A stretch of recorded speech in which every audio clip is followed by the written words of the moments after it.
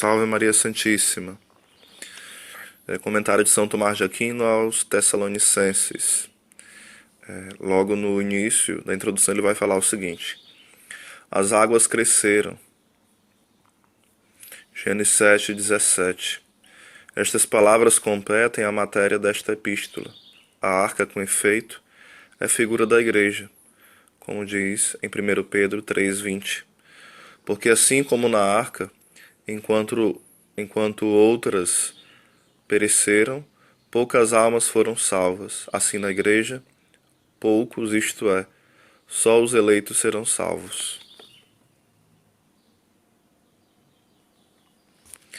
As águas, porém, significam tribulações. Primeiro, porque as águas impelem combatendo, assim como as tribulações. Mateus 7:25.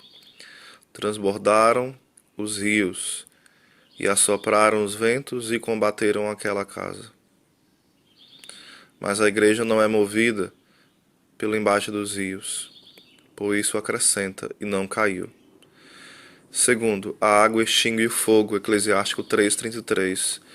A água extingue o fogo ardente. As tribulações extinguem o ímpeto das concupiscências, de modo que os homens não as sigam segundo seus caprichos, mas não extinguem a verdadeira caridade da igreja. Cântico dos Cânticos, capítulo 8, versículo 7. As muitas águas não puderam extinguir a caridade, nem os rios terão força para a afogar. Terceiro, as águas submergem pela inundação. Lamentações 3:54. Um dilúvio de água veio sobre minha cabeça, mas a igreja não é por ela submersa. Jonas 2, versículo 5. As águas me cercaram até a alma. O abismo me encerrou em si. As ondas do mar me cobriram a cabeça. E após isso, eu contudo verei ainda o teu santo templo.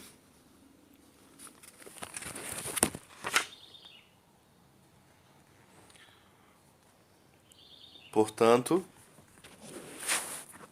ela não desanima, mas é sublevada. Primeiro pela elevação da mente a Deus. Gregório diz o seguinte: as coisas más que aqui nos comprimem, compelem-nos a ir a Deus. Oséias 6:1. Vendo-se na sua tribulação, dar-se-ão pressa a recorrer a mim. Segundo, pela consolação espiritual. Salmo 93, versículo 19. Segundo, as muitas dores que provou meu coração, as tuas consolações alegraram a minha alma. Segundo Coríntios, capítulo 1, versículo 5.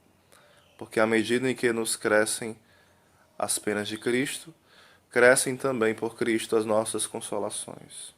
Terceiro, pela multiplicação dos fiéis.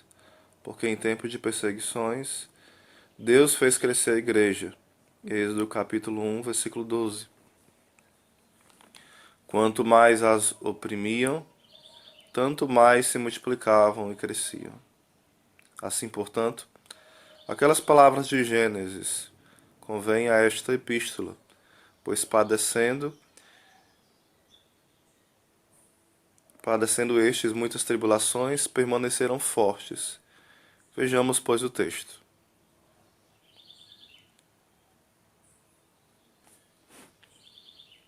Primeiro capítulo, vamos lá. Paulo, Silvano e Timóteo, a igreja dos Tessalonicenses, ele vai explicar no caso do capítulo 1, dessa primeira parte que eu vou ler, do versículo 1 ao 10. Ele vai explicar o seguinte, do 1 Tessalonicenses, versículo 1 até o versículo 10. O apóstolo quer aqui munir a igreja contra as tribulações, e primeiro, contra as tribulações presentes, e isto na primeira epístola. Segundo, contra as tribulações futuras no tempo do anticristo, e isto na segunda. A primeira epístola se divide em saudação e em narração epistolar. Damos graças a Deus. Igualmente, primeiro trata das pessoas que saúdam. depois da igreja que é saudada, e por fim dos bens apetecidos. Mas deve-se notar que, como quando não pecamos, somos todos iguais.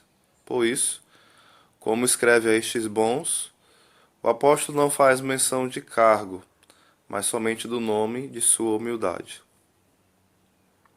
Paulo é citado. E também Sabedoria 7,11 vai falar o seguinte: inumeráveis riquezas vieram por suas mãos. E acrescenta mais dois, que eles pregaram com ele: Silvano, que é Silas, e Timóteo, a quem circuncidou, como se diz em Atos 16, versículo 3. No versículo 5, ele saúda, porém, a igreja, que é a congregação dos fiéis, e faz isso em Deus, Pai e nosso Senhor Jesus Cristo, é segundo a fé na Trindade e na divindade e humanidade de Cristo, porque nossa beatitude consistirá no conhecimento delas. Mas menciona a pessoa do Pai e a do Filho encarnado, nas quais se intelige o Espírito Santo, que é o nexo dos dois. No versículo 6, ele vai falar sobre os bens apetecidos, que são a graça, que é princípio de todos os bens. 1 Coríntios, capítulo 15, versículo 10. Pela graça de Deus, sou o que sou. E a paz, que é o fim, porque a paz, quando o apetite, porque a paz, quando o apetite é totalmente pacificado. No versículo 7, quando ele diz em seguida, damos graças a Deus, começa a narração epistolar. Primeiro, louva-os pela perseverança passada. Segundo, admoesta-os a bem agir no futuro. Quanto ao mais, é o que ele vai falar, né, sobre também ainda no capítulo 4 sobre isso. Mas por enquanto ficamos no capítulo 1, versículo 7. Igualmente, primeiro, dá graças universalmente por seus bens. Segundo, lembra-os em particular. Sabemos, irmãos, é o que ele vai falar no 7, aí continua, né?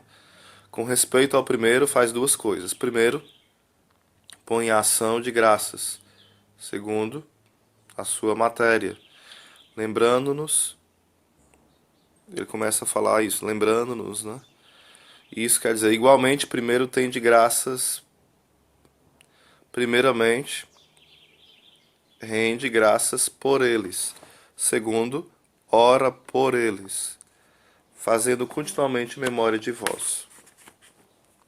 O versículo 8. Quanto ao primeiro, pois diz três coisas que devem estar na ação de graças. Primeiro, ela deve ser ordenada, ou seja, deve dirigir-se a Deus. Por isso diz, damos graças a Deus. Salmo 84, versículo 11. O Senhor dará graça e glória. Tiago 1,17. Toda dádiva excelente e todo dom perfeito vem do alto e descende do Pai das luzes. Ademais, deve ser assídua, razão porque diz sempre, por fim, deve ser universal, por todos vós. 1 Tessalonicenses 5,18. Por tudo dai graças. Em seguida, no versículo 9, ora por eles, dizendo, fazendo continuamente memória de vós, como se dissesse, toda vez que oro, tenho-vos na minha memória. Romanos 1,9. Incessantemente faço menção de vós nas minhas orações. Em seguida, quando diz, lembrando-nos da obra, põe os bens pelos quais rende graças, ou seja, a fé, a esperança e a caridade. 1 Coríntios 13:13. Agora, pois, permanecem estas três coisas, a fé, a esperança e a caridade. Antepõe a fé porque é a substância das coisas que se esperam. É necessário que o que se aproxima de Deus creia. Hebreus 11, do versículo 1 ao 6.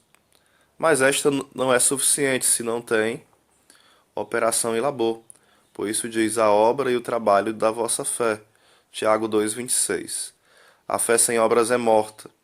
Igualmente, porque se o que trabalha por Cristo é derrotado, sua fé de nada lhe serve. Lucas 8,13. Até certo tempo creem, mas no tempo da tentação voltam atrás. Por isso diz, a obra e o trabalho. É como se dissesse, lembrando-nos de vossa fé que opera e trabalha. Lembra-lhes também a caridade, em cujas obras abundam. 1 Tessalonicenses 4,9. Caridade da fraternidade e etc. Igualmente, a esperança que os faz suportar pacientemente as adversidades. Romanos 12,12. Alegres na esperança, pacientes na tribulação. E a constância que a esperança produz. Tiago 5,11. Vós ouviste falar da paciência de Jó. A esperança, diz ele, de nosso Senhor, isto é, que temos em Cristo, ou que Cristo nos deu. 1 Pedro 1,3. Regenerou-nos para uma esperança viva. Essa esperança é perante Deus, não perante os olhos dos homens. Mateus 6,1. Guardai-vos de fazer vossa justiça diante dos homens. E Hebreus 6,19 nos fala, temos a esperança como âncora segura da alma. Com efeito, a esperança no Antigo Testamento não conduziu a Deus.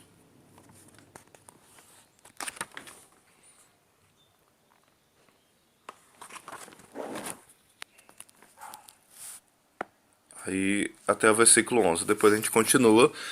Aliás, foi até o versículo 10 que eu comentei. Depois vai continuar no versículo 11. Mas eu vou ler somente 11 aqui para você, tá bom? Em seguida, quando diz, sabemos, irmãos, lembra-lhes os bens em particular. Primeiro, louva-os por terem devota e prontamente aceitado a pregação, não obstante a tribulação. Segundo, por não retrocederem dela, por causa da tribulação. Efetivamente, sabeis. A primeira parte divide-se em duas, porque, primeiro, mostra de que sorte foi essa pregação. Depois, como foi por eles recebida. E vós vos fizestes imitadores nossos. Quanto ao primeiro, faz três coisas. Primeiro, mostra o que sabia acerca dele. Segundo, o modo de sua pregação, porque nosso evangelho. Aí ele vai falar porque o nosso evangelho e como é o evangelho de fato. E terceiro, o que eles sabiam sobre o apóstolo. Sabeis, a expressão que ele usa.